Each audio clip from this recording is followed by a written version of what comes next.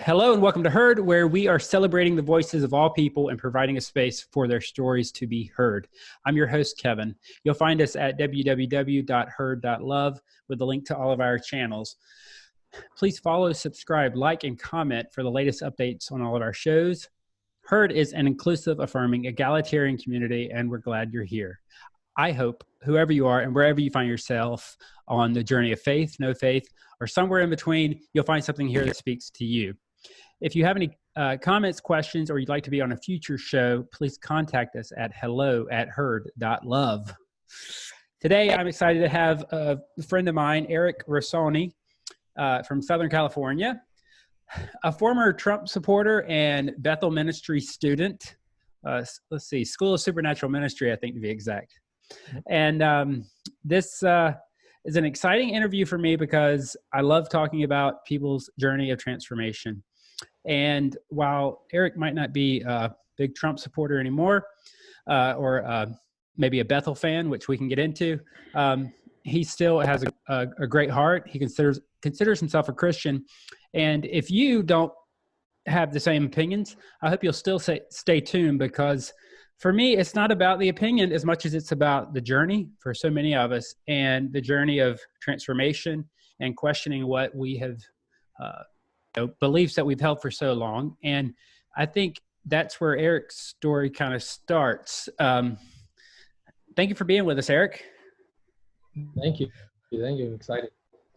I met you on Twitter. I can't remember the thread that we were on, but somehow it came out that you were a former Trump supporter, but no longer. And I was like very intrigued.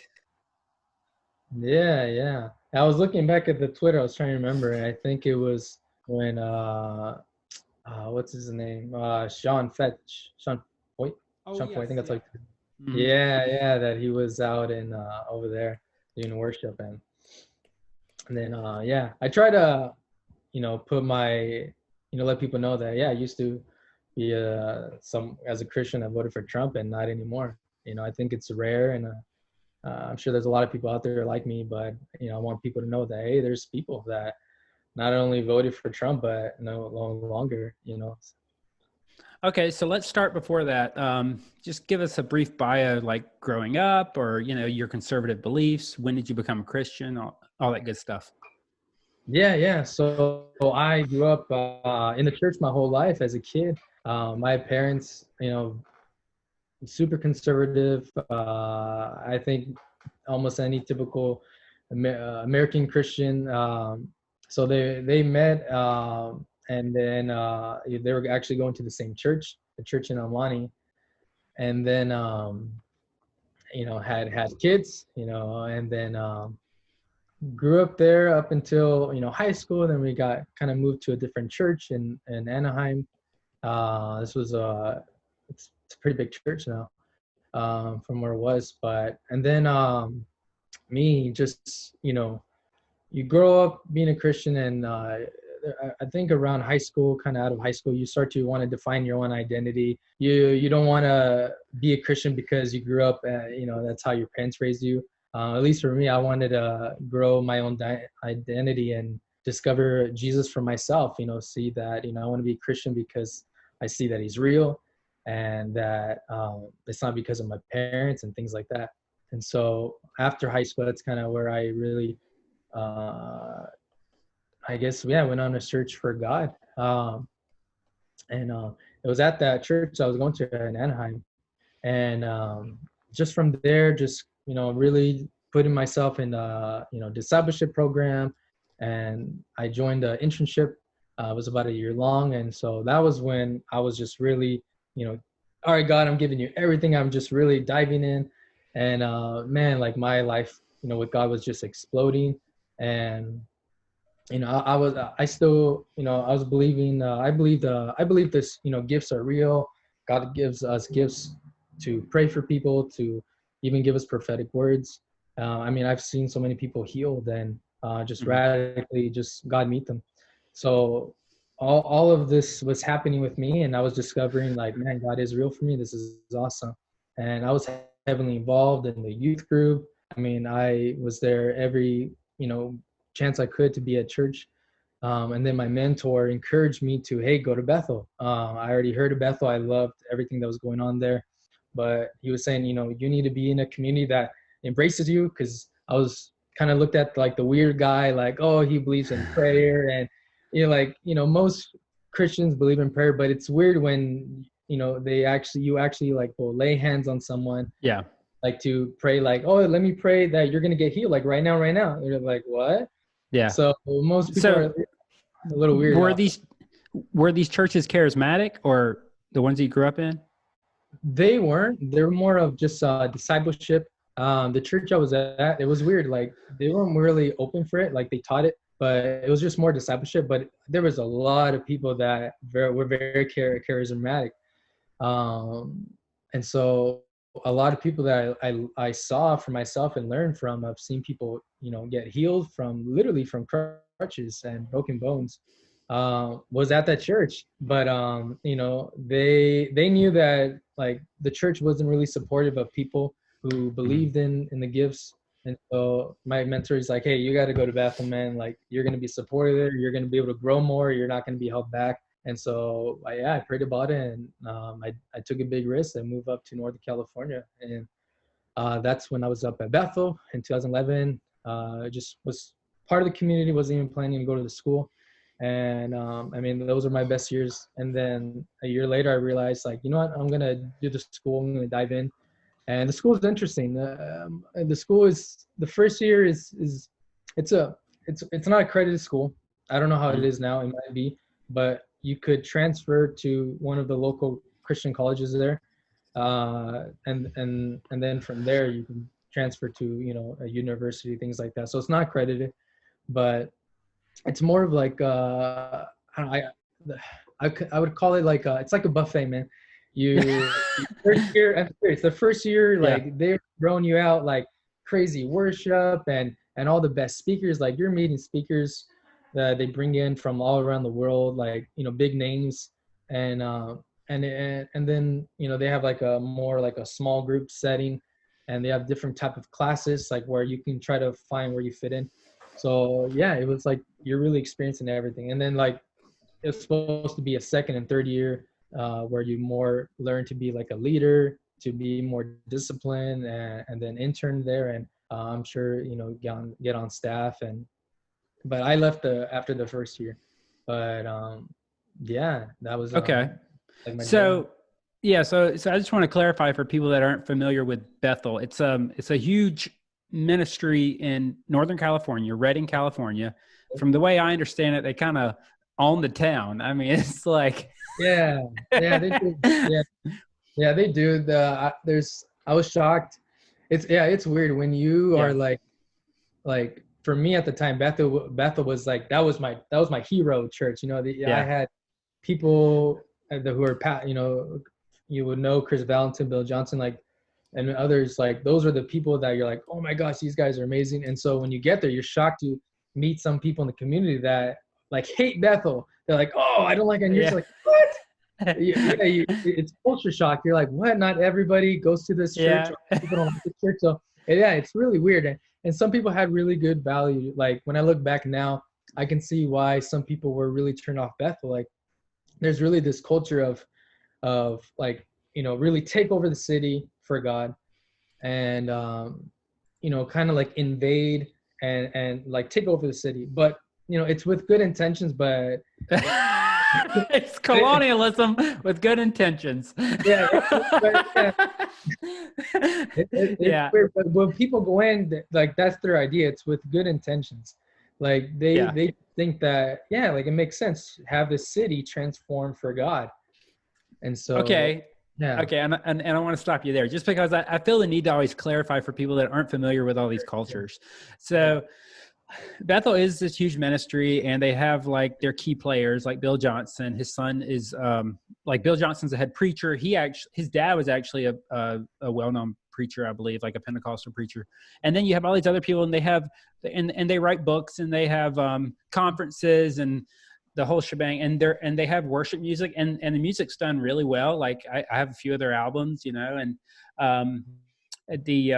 and they actually are kind of, I think they almost want to be like an American Hillsong, you know, in terms of like their caliber of the music that they're providing. And I know that they have networked with Hillsong, which is out of Australia or New Zealand. I can't remember. So anyway, I just want to clarify that. But so within this Charismania world, I'm sorry, I like to call it Charismania. Within Charismania, you have Bethel, and they're kind of like right now they are probably one of the most well-known names in that specific type of belief, which includes like healing, laying on of hands, speaking in tongues. It goes on and on and on. Yeah. So this is what you were wrapped up in with their school of ministry. Yep. And I know people locally that have gone to their school of ministry. And I find it kind of fascinating because you're right. It's not accredited. It's just, it's kind of built on hype. Is that fair? Yeah, I think it would. I would say it's pretty much, it is built on hype. Yeah. And is that what drew you into it?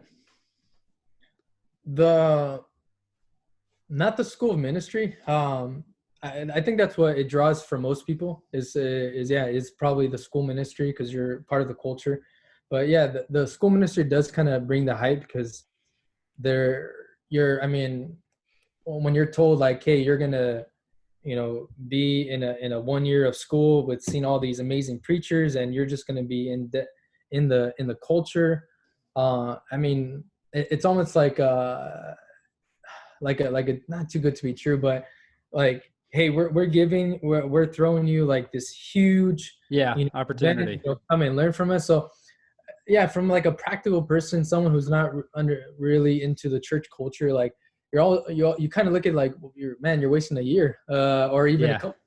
It's really set up for, it's like it doesn't work. It only works if you do the 2, even 3 years, because the school ministry is ultimately set up for you to have these connections out of the country or within other states to go pretty much, be a pastor, start a ministry. So you're really, even after the first year, I remember they had towards the end of your year, you go up to, like, they had a session where you go meet other pastors and make connections. And so it's really about making the connections.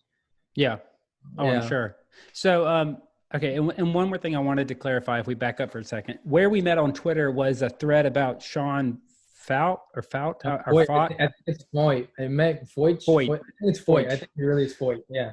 Faucht, something like that. Anyway, this is a long-haired, curly-haired guy, big smile. He was at the George Floyd Memorial, where George Floyd was killed, and doing a worship set a couple weeks ago. Yep. And a lot of people found it in bad taste. He got a lot of flack for it. And of course, there's two sides of that story, I'm sure. Yep. But and he's also run for some Republican offices. Yeah, he ran for Congress and did not make it. For Congress. Okay, so that's the perfect segue for us here, because the other part of your story wasn't only your involvement with Bethel, but also your support of Donald Trump. And for so many people, Republican is synonymous with Christian. Mm-hmm. Is that what you found? Or can you tell us about that journey? Yeah, that's a culture and kind of, what you're brought up is when you're conservative and you're Christian, because obviously a lot of the values that you're brought up is what your parents are kind of teach you. So I remember my parents, like the first time I voted was 2008, Obama's first term, right? Mm-hmm. And even still to this day, like I'm not a big politics guy. Like I'll be honest, like I've never been, into politics or anything like that. I just knew when it's election year came, like, okay, I gotta go vote, I gotta go do my thing. And so I didn't even care about, politics. And so I remember my, parents and trying to explain to me about, who to vote for and why you should vote for this and that. And I was just like, okay, whatever. I'll just, just tell me like, who should I vote for? Like that was kind of me. And then the next year I wanted to be more aware and understand. And so it's crazy because, you don't realize the bubble you're in, right? So mm-hmm. When I grew up in Orange County with my family, and like you can say that I learned everything from my family, right? And so when I move up to Redding and Bethel, like I'm detached from my family. I'm in a different environment, in a different church setting, mm-hmm. and you're meeting literally people from around the world. So when you're meeting people, and especially from the pulpit, like just the way they preach, the way they share certain messages, it's all the same thing, right? It's all, they don't say Republican, they don't say, but the values they say, you can tell how it leans towards, being a Republican and stuff. Yeah. So you build this, this idea that, oh, this is what Christians believe. This is what, as a Christian, I should be supporting, because you're having different perspectives, and so you're like, okay, cool. It's not just where I grew up. It's I'm leaving my nest, Mm-hmm. and I'm seeing that other Christians are seeing the exact same thing. So this is must be what a Christian This should must be. be support for, right? Yeah, and especially I think with social media, that's probably the biggest thing. You're seeing your family members, you're seeing, leaders talk about certain things, and especially with friends, almost every friend that you have, and like everything that they share, their beliefs, it's all the same direction. And you almost build a environment of a bubble of one way, one direction, and so Mm-hmm. you never see another opinion. And so, yeah, you get this idea that as a Christian, I'm supposed to be Republican. It's almost like, okay, you Mm-hmm. get saved, awesome. Here's your voter ID. Make sure you vote Yeah. Republican. And so you get this idea, and just you hear the history of Reagan was a supported Christian views and stuff, and I think Mitt Romney was a challenging one because he was a Mormon. Yeah. you know, I grew up understanding that Obama was just like this horrible, against Christians. He was, this secret Muslim. I really believed Yeah. all those things, right? He was this, trying to bring in, the Middle East and all these radical Muslims, and all these bad views. And then, Hillary was, for sure against Christianity. Yeah. Like, it was crazy because you have these views and these beliefs, like it was all projecting this fear that if like she would have won, for sure she was gonna make sure, if you're Christian and you have a Bible, the Bible will probably get banned and Yeah. you'll probably be jailed. Yeah. No, So I get fear, it. yeah. Yeah. So it, like, people don't understand, like what took me a while to realize, it's like a lot of Christians, like there obviously are some that truly believe, like, oh yeah, Trump is a Christian. He, like, is the guy and stuff, and yeah, he's a totally godly person. But like a lot of Christians like me voted for him of fear of the other side. That, like, we knew he wasn't this perfect person, but like picking Trump was gonna not have the other side, take control of religious freedom, and pretty much like lock you up in cages if you're a Christian. Like, there was this so much fear. Yeah, Yeah. like America was going down a path that, like, it was going to be like other dictator countries. Like, that was this fear. So I think most people voted like me, voted for Trump, for like this fear of if she's president, oh God, like that's Yeah. it. Like, there goes everything. Yeah. So it wasn't that you were pro-Trump as much as you were anti-Hillary. It was no. It's very weird. So this was my perspective. Yeah, go ahead. Okay, yeah, this was my perspective. It's really weird. So I didn't like Trump. So here's the weird thing. So a year ago, before, like when he announced he was running and stuff, most Christians, I think, try to pray and believe and hear God. Okay, God, who should I support, right? Most Christians, conservative, will obviously already have the mindset of, as it's got to be Republican, right? But so here's the crazy thing. So me, as I'm praying and just trying to understand, I remember God showed me that Trump was going to win. And so, but my mind was already thinking, like, it must be that God anoints him. But that's not what God told me. He said, oh, he's going to win. And then I heard God told me that, I feel like God told me that during his presidency, like, people's hearts were going to be revealed. So those are the two things. That definitely turned out to be true. Exactly. But here's the weird thing. When I heard that and felt that, my mind automatically went to, oh, God is choosing Trump to save our country, obviously, right? And he's going to reveal all the Democrats and all the people who hate our country, want nothing to do with Christianity, and it was going to expose Hillary and Obama and all these people, right? So that was my mind. But looking back, I'm like, wow, the word is still true. He did get it win. It didn't mean that God was saying, oh, I'm choosing Trump because this is the guy. Like, I'm choosing him. But yeah, so it's so my mindset was, so that's what I heard. And then a lot of it was, the fear of the other side. And just part of it was, these ideas that, as a Christian, I have to be a Republican because the other side is for abortion, is for this, for that. And like everything was leaning towards, conservative it has to be Republican. It's yeah, like almost every pastor that you heard, and every person, maybe was prophetic, called themselves a prophet, was all talking about, Trump, God's chosen Trump, this and that. So you're hearing everything in your circle, everybody that you ever called a mentor, believed in, listened to, everybody was talking about Trump. And so it just felt like God was choosing Trump. Like everybody was agreeing, it was something like universal, this is God choosing Trump. Yeah. So yeah, it was weird.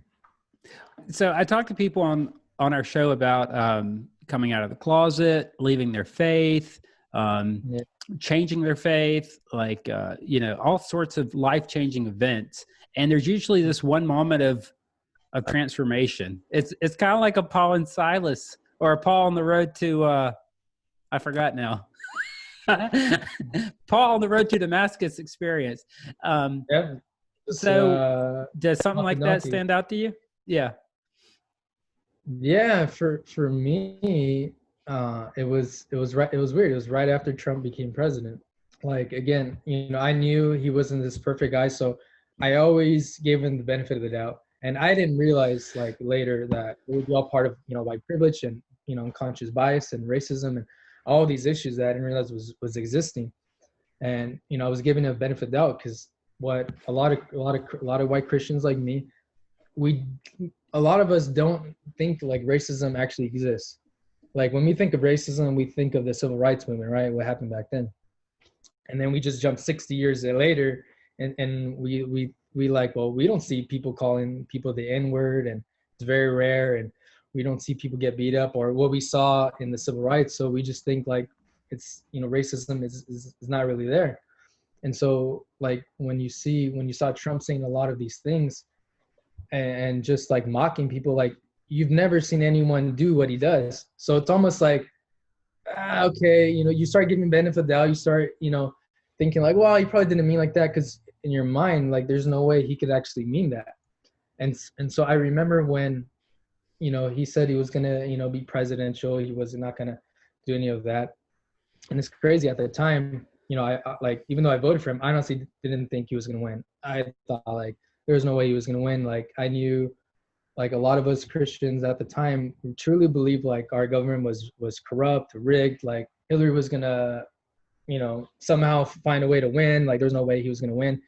And it's funny. I'm sure there was many Christians like me. I truly believed at the time, like Obama was going to find a way to stay in power. Like he was going to run for third term. Like I was so sure he was going to find a way, make something up. And so that's what I thought, right? And so when he wins, I was shocked. And then when I realized like, oh wait, Obama's not gonna, he's stepping down. Okay, that was weird. And so after he becomes president, you see just like, he's doing the same thing, the bickering, his rhetoric. I mean, just early off, like what really started for me was the, Colin Kaepernick, the kneeling, the protesting. Like it's interesting because I knew that was right what he did. Like I thought it was wrong. I thought he shouldn't have done that.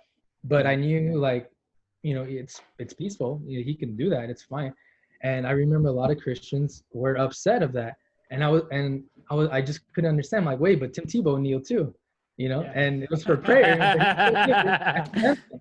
But so right there from the beginning, I was like, okay. And just a lot of the, rhetoric Trump was, the things he was saying and stuff. And then I still remember when he's, on TV, on national TV, calling, people who were protesting, the SOBs, son of a, and I remember nobody ever said anything. Nobody like okay, I voted, but like that was wrong. Nobody said anything. And I remember going to like my family. I'm like, how do you guys not say anything and stuff? Like I don't get it. Like you were so quick to bring up Obama that he did this and that, but like how do you not, call him out? Or so it started from there where I'm like, man, this is weird. The more Trump kept getting worse, like he would do things like worse than what Obama did, and like nobody would call him out or anything. So it was just really bothering me.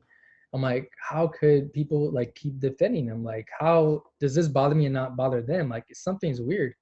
And so I started going down on a journey. I'm like, okay, let me revalue everything, and let me try to understand this because something's wrong. Just there's no way. Like, yeah, it was just weird, man. So I went on this journey, and through that, I realized Trump. I'm sorry, moving like the table a lot. I realized Trump just, it took 2 years for me to realize, like, wow, he was a racist. Like, wow, I can't believe I voted for this guy. I can't believe I didn't realize like racism was a real issue. I can't believe Black lives, Black people of color, like were being discriminated and, excluded from our society. Like this was still an issue, race in our country. And like what bothered me through my, history as I was educating myself and going back through history was, I was realizing, like, as I kept going further back, I realized a lot of Christians were part of the problem. And that bothered me. I'm like, how Christians were part of the problem? It really bothered me. And, because when you start deconstructing and start going backwards, trying to understand your history and why people think the way they think, like, I was trying to understand why I couldn't see a lot of the problems, why I couldn't see, issues of Trump, like why I thought it was okay. As you kept going back, it's almost like, you're going to almost get out of your faith, right? It's scary because you start to feel like you're becoming a Democrat, you're becoming this liberal, crazy radical. Yeah. And it scares you because you're like, I'm conservative, like, I'm for, the unborn, I'm for all these things. So it's so scary because you don't know anybody on the other side that's a Christian, or in your mind, like a true Christian, someone who actually follows Jesus and blah, blah, blah. And so part of my journey, I realized, wow, like Jesus is still true. God is still real. So I started to figure out, like, okay, what happened? Why can't people, recognize these, these issues right in front of them? And then realizing that a lot of Christians defended slavery, and you move forward, that a lot of Christians defended Jim Crow laws and segregation. And that bothered me because I'm like, why didn't Christians step up? Why didn't they say anything? Billy Graham, nobody. Oh, I posted an article recently about it was a couple years old, but it was about how Billy Graham could have used his platform so much better than he did. And you would have thought I said that he was the Antichrist. I mean, people did not like that. But I thought it was a very interesting article. It was talking about how he spent his time on salvation and got really wrapped into end times when he could have. So anyway, that's a kind of a bunny trail, but I found it interesting. But I love this common theme that you keep sharing, which is you felt like you don't understand why no one was saying anything, and you don't understand why Christianity in the past didn't speak out. Because a Christian, to me, as the way either I was taught it or the way I came to understand it, I don't know, became the oddball, became the person that said what no one else wanted to say, was the person that spoke to the marginalized and was the voice for those who did not have a voice. And once Christians gained power and prestige, I guess goes back to Constantine, and it's Constantinian Christianity, really. But that sect of Christianity doesn't speak out. It wants to keep its power. Yeah, it's really strange. Like, what helped me understand like what's going on today, because people don't realize, but like a lot of Christians, and I know people disagree, who are frustrated with the church, but a lot of like the super celebrity Christians, like Joel Osteen, Copeland, and Billy Graham, not Billy Graham, but like Franklin Graham and all these guys, like like deep down, they truly have good intentions. Like deep down inside, they have good intentions. They really want to see God transform.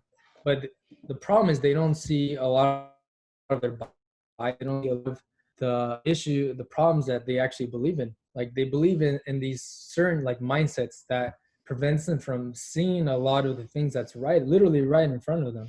And so that's one of the things I had to, as I was deconstructing, I was figuring out for myself, like, why did I believe what I believed, and why did my parents believe the way things they believe?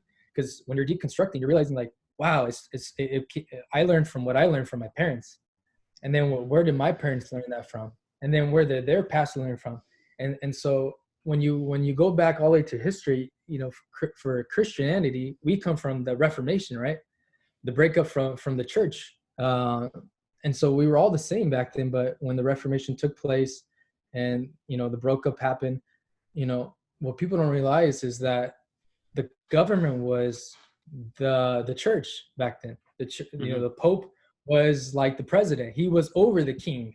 The king would go to the Pope, and you know you see that the church was one, and so obviously as Christians we looked at like, yeah, that was a problem. But it's crazy because when you see the breakup happen, and you see, you know, Christianity like split up, and so you see the Puritans go over, you know, to all across Europe. You see them go to the Netherlands, and that didn't work out, and so then that's when they come to America, right? And the Pilgrims and things like that. So you see that there's a lot of good, right? The Christians, for us, we can read the Bible for ourselves. We don't have need people to tell us this is what it means, blah blah blah. But at the same time, there's a danger to that, because now you're left to with no education. You don't go to school to understand how to properly read, interpret the Bible. You know, you just read for your own self. You can get a lot of bad interpretations. And so one of the things I realized is that you will read the Bible with your how you see the world. So you interpret it. So if you don't know how to read the Bible, you know, a lot of people are taught how to read the Bible wrong. They will read the Bible and not realize that what you're reading is a collection of history from 8,000 years old, from the Old Testament, and even the New Testament, 2,000 years old. And so a lot of you know phrases is different. It doesn't mean the same. You know, the way the Old Testament, the writers, you know, when they share their stories, it's not the same how you would, you know, tell history, or how you would tell stories. Sometimes, you know, it's not by detail of information on, you know, this is what happened. And so it's just written different. And so you can't read an ancient text, which is the Bible, and then bring it into your current, you know, Western, you know, culture. Yeah. Because it, you know, first of all, in the Middle East. And so that's what a lot of us we were taught, is that you read the Bible and then try to interpret it for, you know, your culture today. And that becomes a big problem. And so when you don't understand that, you are, you know, raised up by your culture, right, in your society. So for example, when you go to slavery, if you see that is normal practice, you're not gonna see that's a problem when you read the Bible. You're going to see scriptures that defended it, that which is a lot of pastors did. They defended it. They brought up scriptures. Slaves obey your masters, right? And so, you know, the problem from the Reformation is people were left to their own understanding of, I can interpret the Bible how I want.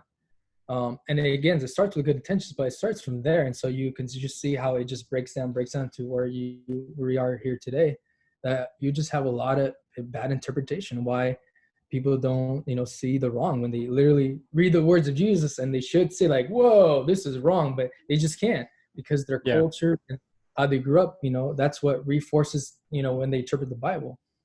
So you talked about your parents, and they are both immigrants, right? Yeah, it's really weird. Like my mom, I would say she's I don't know, she grew up very American, because she was raised here, you know, but she's very rooted to her Mexican culture. You know, she's from Mexico, born there and came over here as a kid. And so, but raised in the American culture. But what, you know, and then my dad come here from France, you know, raised up there, coming here as an immigrant around 20 and stuff. But it's interesting. You learn about their story, right? Like I never questioned their you know, how they came over here, and realized that like my dad didn't do things the right way, and then finally got Hold on, you broke up a And, second. my mom, and so she was, oh, Hold, hold on a second. You broke up. Your dad came over here, didn't do things the right way. Go ahead. yeah, didn't do things the right way, finally got his citizenship. And then my mom, just growing up here, obviously was a citizen because of my grandparent. But but even with my grandpa, he crossed over here like 17 times, got sent back, just back and forth. And so like he was able to get here legal from a program called the Bracetta program. And how it works is that it was established here in America, but for people who want to look it up, you can look it up. But you're supposed to get into the program from Mexico side, not from the US. You're supposed to get there, and then you would eventually, be able to work in America and, get a way to become, legal, a permanent resident, and eventually so on and so forth. But crossing over, he met someone, and then he was able to get in the program, which kept him in the country. And then he eventually was able to pay for his citizenship. But even when he was legal, he was always, like apparently you could write letters to the country to bring people over here and say, hey, he's a family member, blah, blah, blah. But he wasn't even doing things correctly of bringing people here. And so you just learn that, like, wait a minute, you like my family, always, grew up hearing like, immigrants got to do the right way. You got to do the right way. You got to come in their country. And then you realize as I get older, like, wait a minute, you guys didn't even do it the right way. Yeah. There's sympathy on the other side. Like trust me, I get it. I want people to come here the right way, but there's no sympathy of why people come here. Like your own, dad came over here the same way of trying to come for a better opportunity. My wife's parents too.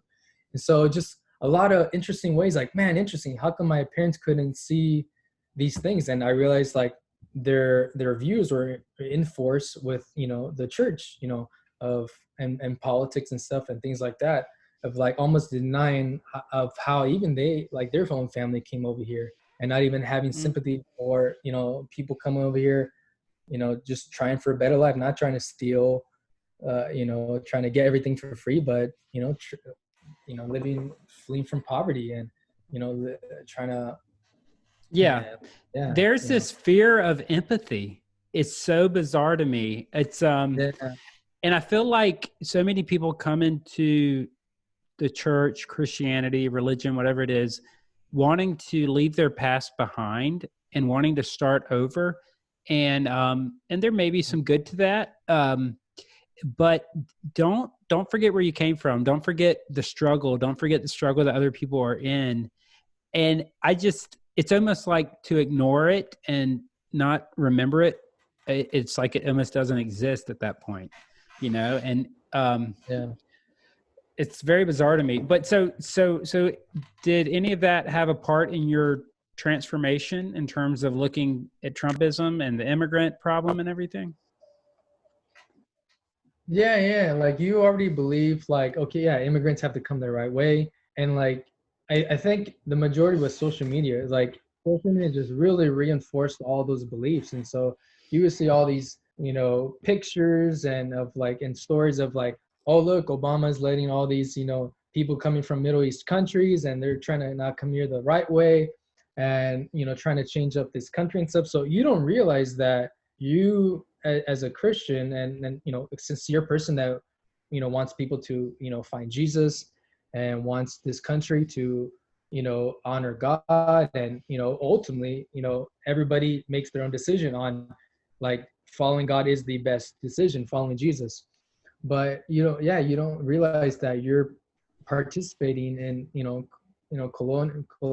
colonialism, the white supremacy, all these ideas of just like white culture and because you're never taught that. You're never, like I was never explained about race in the country and with my family. But yeah, you're just the way my family, raised me and just, everything you see on social media, people posting this stuff, it really reinforces those ideas that what Trump was saying, it just made sense. You knew he was saying it wrong. Like, okay, I wish he would have said it better, but you got the message. You knew that, yeah, people need to come here the right way. And you were this fear of like, oh my gosh, everybody's coming the wrong way. They're coming, but Yeah, but it's crazy because a transformation, happened with my coworker. My coworker was one who challenged me, but it wasn't challenge me like she was trying to change me. It was just through conversation, and like that's where a lot of my transformation happened. Like my coworker made me like see an opinion and a view that I was never considered, and it was never challenged. I was always just reinforced.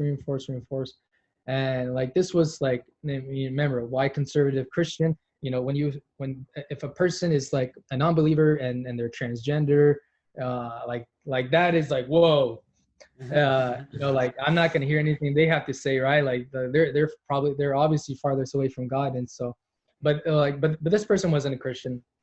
uh, but it was interesting, like just all the conversations we would have. She would really challenge my views, like things I never thought of. Like she was just saying, like, don't you care about, like, our neighbors? Like they're right there, they're just coming for a better life. Or like, like it's funny, like you don't realize, like certain things you believe until you're challenged. Like simple things, like I thought everybody agreed that Ronald Reagan was like one of the greatest presidents.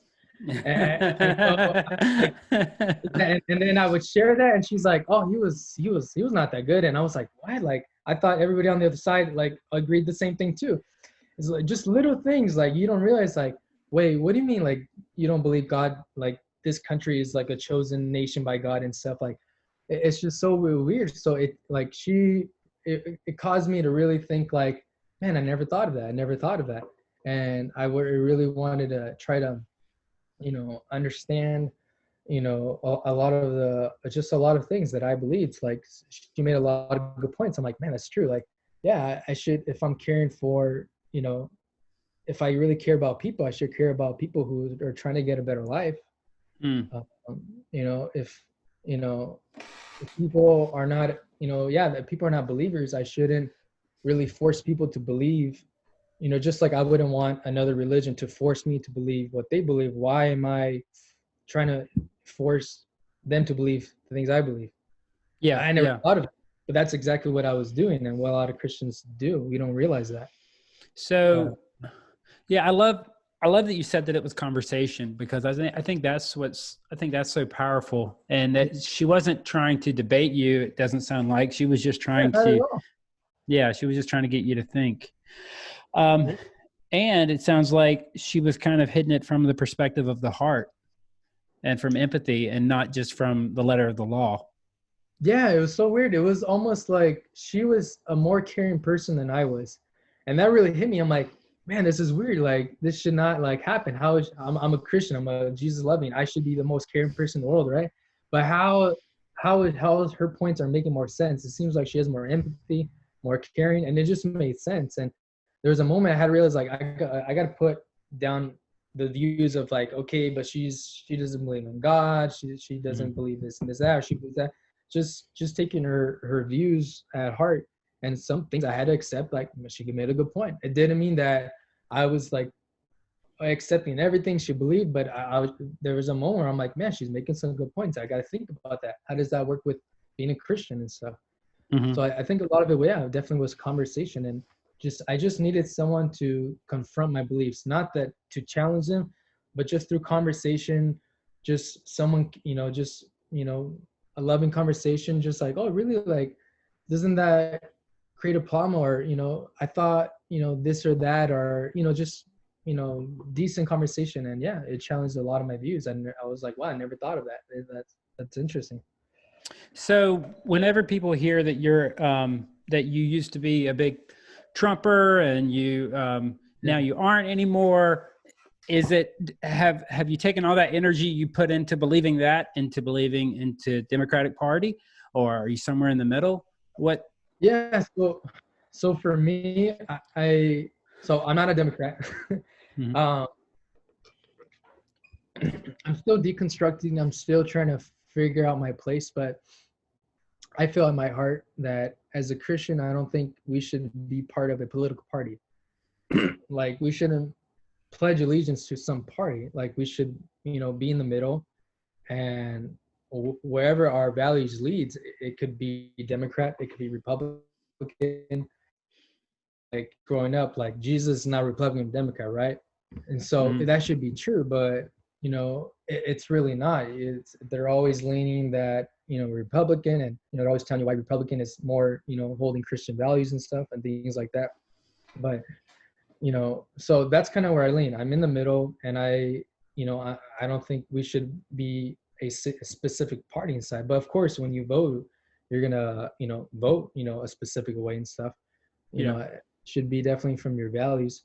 But yeah, I think when you're conservative, you're kind of like trapped into a conservative that forces you to vote for a person like Trump, because as a Christian, like, okay, there's certain views that is obvious, like, okay, the Bible says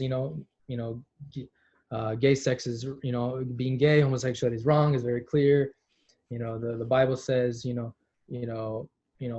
very clear about the abortion and things like that. So there's like these locked views that you can't get out of, and a lot of Christians, it's like a locked view. And so for me, someone made a good point. Like, I'm over the whole homosexuality, like, every person should make their own decision. I can't force people to live their life the way I want to live or how I am, how God's made me. But like, I think the biggest stronghold is the abortion thing. That's what's hard for Christians to get around. I think a lot of Christians have finally got around to homosexuality. They've accepted it, but abortion thing is a hard thing. And so I remember I could not get around that. I could not figure out how to get around it. And I had a friend who viewed the other side, and she was a Christian, and I didn't understand how she was still a Christian, but I knew her. She was genuine. She loved Jesus. And so I just didn't understand her politics and watch the other side. So she made a good point. She was like, yeah, I understand the abortion thing. And yes, I'm for, pro-life. And I believe, people should have abortion. But at the same time, if we're pro-life, why aren't we caring about people who, babies who are after they're born?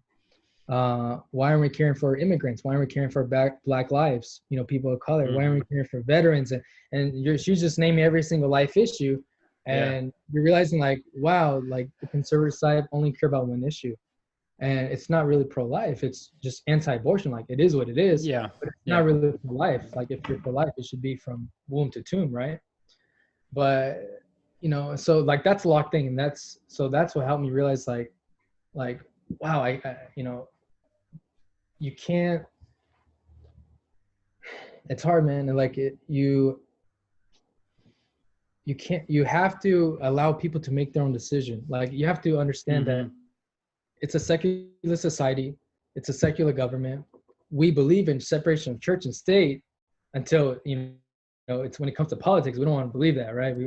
But when it comes to the church wanting to, or the government wanting to tax us, no, separation of church and state, can't tax us. When it comes to, like, a lot of these issues, we want to be separate, but at the same time, we want to almost like have the government be the church.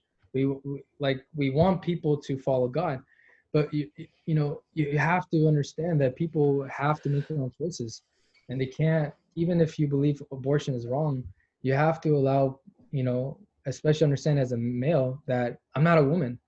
I'm not the one having the baby. I'm not the one that's possibly going to be a single mom or went through a rape. I'm never going to experience those issues. So I can't tell people what to do.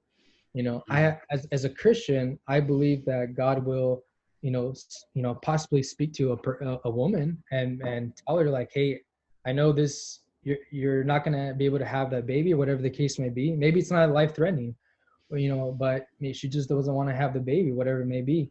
But maybe God will speak to her and say, hey, you're going to be provided. Like, the baby, like, your son or daughter is going to be the most amazing, incredible person in the world. I'm going to use that person like a Moses or whoever. Like, God has to speak to them. Like, we can't force laws into, make people live a certain way. So the same reason why we are scared that, oh no, this country is trying to turn into a Muslim country and make me believe Sharia law and blah, blah, blah. We can't do the things to other people. We can't make this nation like a Christian nation and force people to believe in God or, the God of the Bible. We just can't. So Yeah, kind of where. so how's your relationship with your friends that you used to be involved with in some of these circles, and your family that kind of raised you this way? Yeah. Well, when you kind of get married, you kind of lose a lot of friends. Yeah. That's that. But yeah, like I have some friends. Like, yeah, I kind of lost in touch with a lot of friends, just being married and things like that. But like, I mean, I have one. Like, I have one good friend. We we kind of stay in touch here and there and stuff. But I don't think he knows what I believe. Um, a lot of people knew what I believe when I was on Facebook. I mean, I was very vivid on Facebook and I shared my beliefs. But I just I last year I took off Facebook for the first time. I just got rid of it, banned, like, yeah, permanently removed it. So that was tough. So believe it or not, a lot of people still don't know what I believe. My so I know he's a super Trump guy and stuff. And for me, it doesn't bother me. I think the hardest one is obviously family. I'm pretty close with them. Like, they're not too far from me. And it's it does get bothering. It bothers me when I see almost my whole family, like, all is for Trump. And I'm still trying to figure out how to navigate that. And you know I think for the longest time, like, because, like, it's crazy, I'm the one who told my parents. I remember, dude, it's crazy. Like, I think it was down like three Republicans, right? It was Trump, Cruz, and then someone else. And my parents, especially, they still had an issue with, like, Trump, like, but he's like this and that. And I still remember, telling them, like, God's called Trump, like, Trump is the guy and stuff, right? So I'm the one who promoted the Trump. Yeah. And then now that, like, that I don't, like, I think for the first time I've slowly let them know that, yeah, I'm not crazy about Trump. And so they don't really know that I'm out there. I think for the first time I let one of them know that, like, yeah, I think Trump is horrible. And I kind of, like I did on purpose. I was a little frustrated, but I remember telling one of my parents, like, I'm just gonna be honest, but I think it's impossible to be Christian and support this guy. And I can just see them give, like, oh, Oh, what? no. Like, they did not expect that. And I know I went a little too far saying that, but, like, I was a little frustrated. But yeah, like, I felt good letting them know, like, this is where I'm at. This is what I think. And I think it's hard because, for them, I think as a parent, you feel like you're failing your kid when they're believing a different way, because you don't realize your faith and your politics it's combined. Yeah. And a lot of Christians have done that. And I think as a Christian, you have to separate that. But so, yeah, that's kind of where it's at. I'm not really out there. So that's why I got yeah, I know. I hear you. yeah, I'm pretty out there on Twitter. If you find me on Twitter, and you'll know what I believe, and you'll know what I'm at. Yeah, I was enjoying looking at your feed on there. Yeah. So tell me this, as we wrap up here, I'm going to pull up your Twitter. Eric Rossoni, Eric Rossoni. So do you see the person of Jesus? Do you see the Sermon on the Mount when you look at Trumpism? No, I don't. Like, the problem with Trump, like, the biggest thing, like, again, like, I'm not big in politics. I'm not gonna really get you. We talk about, like, his policies and why it's not Christian and there's no way. Like, for me, the biggest thing, like, my transformation was, like, I realized, like, as a Christian, like, I'm gonna be on the side of, like, race reconciliation. I think that's the biggest thing. And so for a Christian, for me, was that it's, his racism. He's a clear racist. And I think if you can't see that, you start from there. That's a problem there. But not even the fact that he's a racist. It's just the things he says is racist.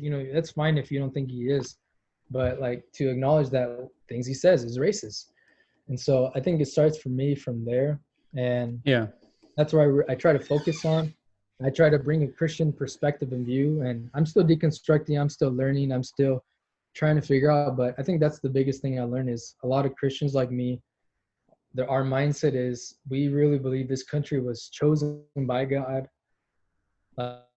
This was like God was like, all right, America, that's the chosen land. All right, Europeans, pilgrims and Puritans, come over here. This is Israel. This is the new Israel, right? And then you see a lot of problems when you realize like, oh, slavery. Wait a minute. Oh, and you keep going through history. Yeah. So you see a lot of problems. And so I realized like, wow, I can still be a Christian. Like Jesus is still Jesus. The Bible is still, what it is. And so I realized, just like the Pharisees, it's just the way you interpret it. It's just the way you have grown up, your society, and it's just the way you were taught the Bible. But I don't understand how people reconcile the two. I don't understand how you read the Sermon on the Mount and you reconcile Trumpism. I think they usually play the freedom card, and I think it usually goes something like, well, it's the church's job to be in charge of healthcare, or something ludicrous like that. Well, it's the church's job to feed all the school children. It's like, well, the church can't handle that, and they always say, well, you shouldn't mandate it from the government. And I'm like, well, don't you want policies that take care of people and look out for the least of these? I don't understand. There's such a huge disconnect for me. A lot of it, like to help you and a lot of people, is the reason why it's hard for people to understand why people still support Trump. Like I totally understand why people still support him. And a lot of it has to do with these mindsets. It's these locked in mindsets that these Christians have. Like imagine yourself believing that the sky is blue, or like the sky is purple your whole life, right? You're told it's a certain way. And so for someone to tell you that that's wrong, it almost feels like if that is wrong, then almost everything you believe is wrong. Because it all crumbles. It all crumbles. And the scary thing as a Christian is it almost leads you to that God must be wrong, Jesus must not be real, the Bible must be a fake. Like it leads you to these ideas. So you don't challenge anything. And so when you're raised up a certain way, conservative, and the way some pastors that you'll listen to that's not your own pastor, like the way they talk about, just equality and then healthcare and stuff, like when they tell you, to believe a certain way and things like that, like you believe it. You don't even challenge it or think about it because you're already believed that the conservative side, like that's, there's a lot of scriptures and there's a lot of views that supports it. Like you don't even challenge it. So it's really hard for people to get out of that because you have to break the mindset first. And once you break that mindset, you have to give them tools. You have to let them know that there's other Christians out there, because the scary part of them is that it all crumbles, and then their whole community of Christians is like, yes, who am I going to believe? Everybody that shaped my walk with God all believes this. So if they're all wrong, like it's just weird. So you don't think there's actual Christians who are genuine out there that disagree with all that. So it's those are the two things I would say is breaking, going after the mindsets, breaking those down, addressing those, and then showing them resources that there's other Christians out there that outside of their bubble. Because I think social media that's why I got out Facebook. It's a dangerous tool. The algorithms, it keeps reinforcing you. The YouTube videos, it reinforces you to believe a certain way. Oh yeah, that's perfectly said. So what would you, as we finish up here, what would you recommend to someone who is struggling? I mean, I think that someone who has all the answers, I don't know what to tell them because they're not asking a question.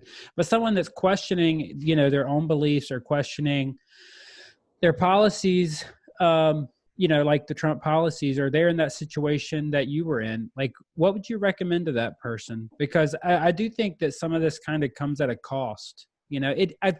For me, it makes the words of Jesus that much more appropriate because he talks about counting the cost. And it's funny that you say to count, for so many people, it's their relationships and their life and their identity that they have to begin to let go of when they begin to question these presuppositions. Yeah. Yeah, I think I would say is, take it easy. Don't go into these crazy scenarios that, oh no, if this is false, then this must be false, and God must not be real. And like we start to panic, right? And so I think I would say is like, take it easy. Just take it step at a time. One of the things that, what helped me is that I was I had the ability to educate myself.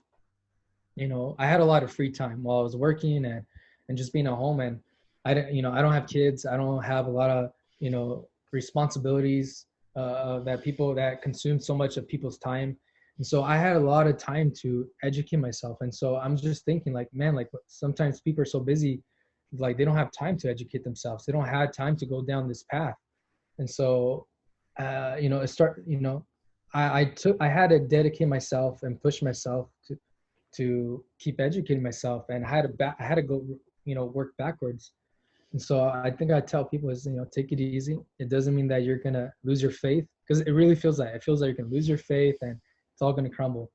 And I think because when you start to deconstruct and go backwards, like the first step you take back, it's scary already. You're like, oh my gosh. And it's like, take it easy. And then start talking with God from there. Say, okay, God, what does this mean? Help me. I don't understand this.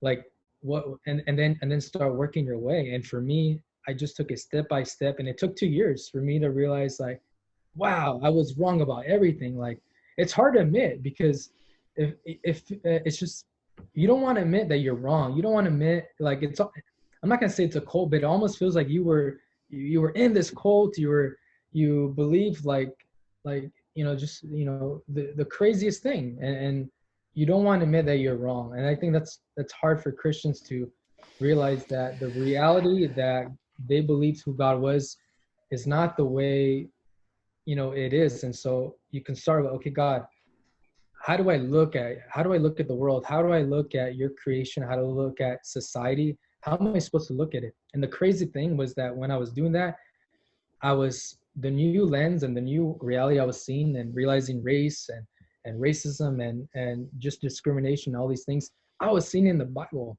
I was seeing like just things like Nebuchadnezzar, like even like just with the whole Trump thing, right? Like real quick, just like King Saul, that's one of my favorite, references. Like think about that.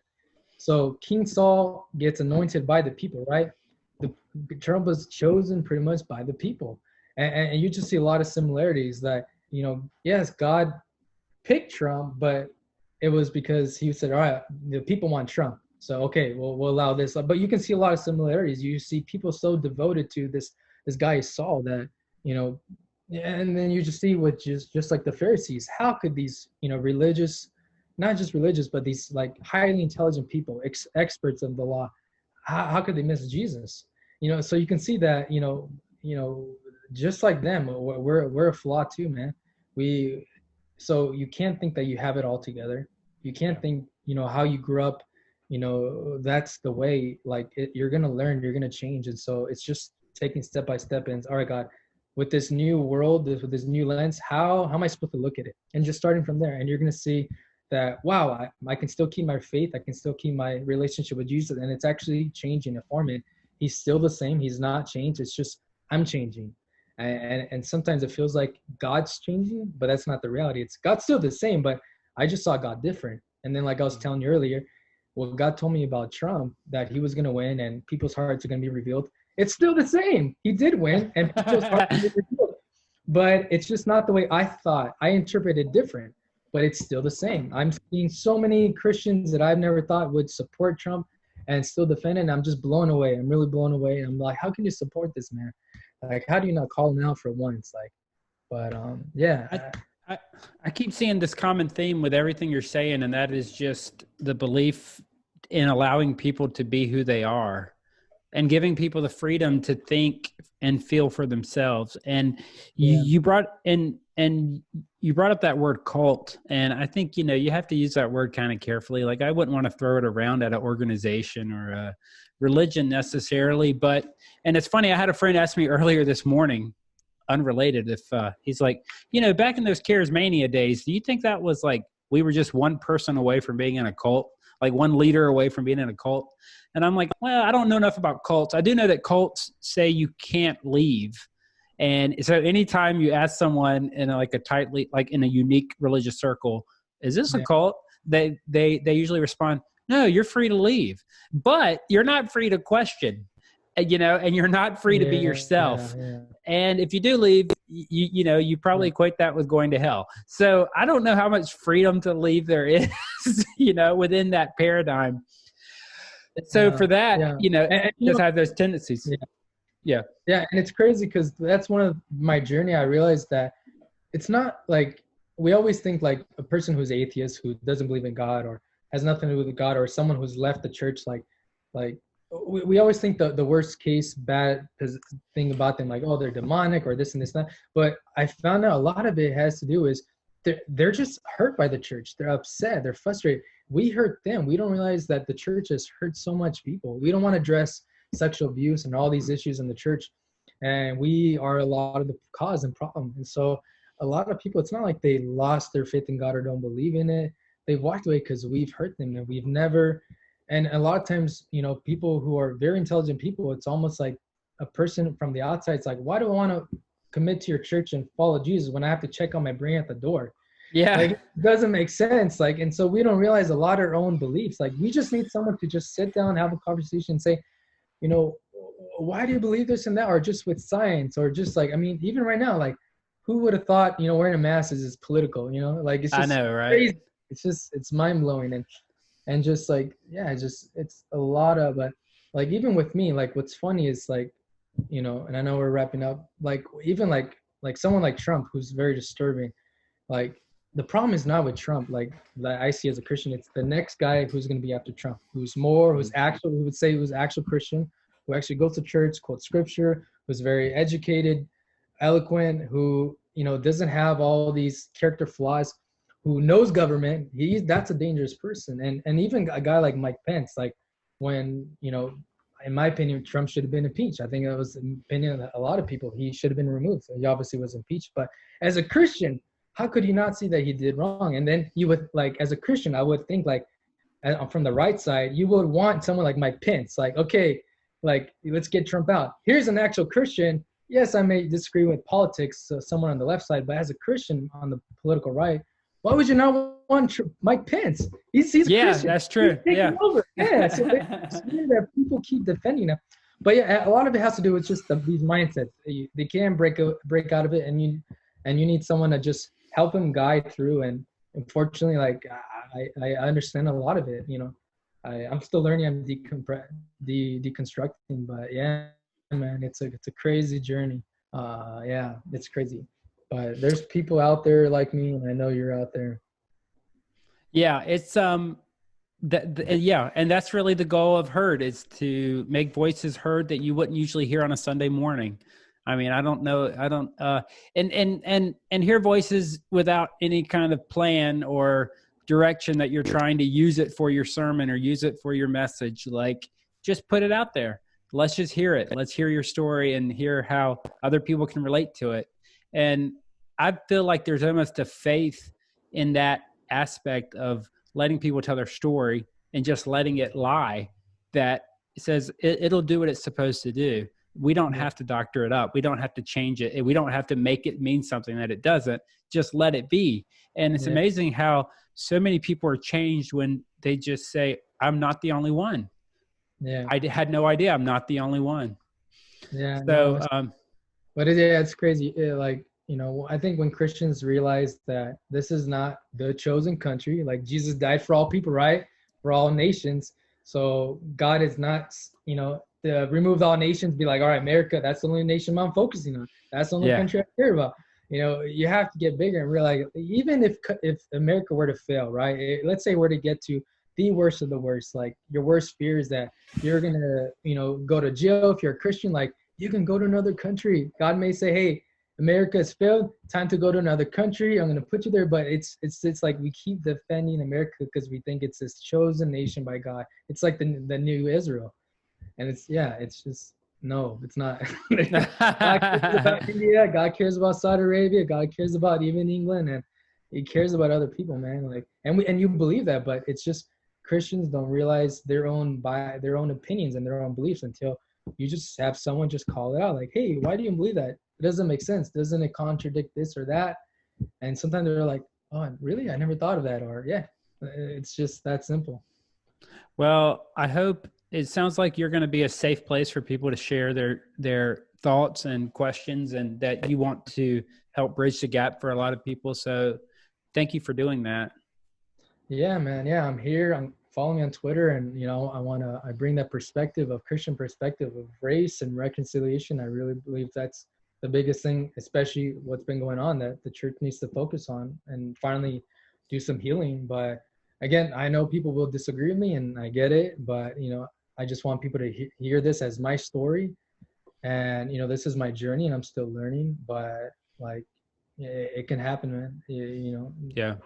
It can happen. You can get That's, out of it. yeah, I hear you. Good. All right, you'll find Eric on Twitter at Eric Rossoni.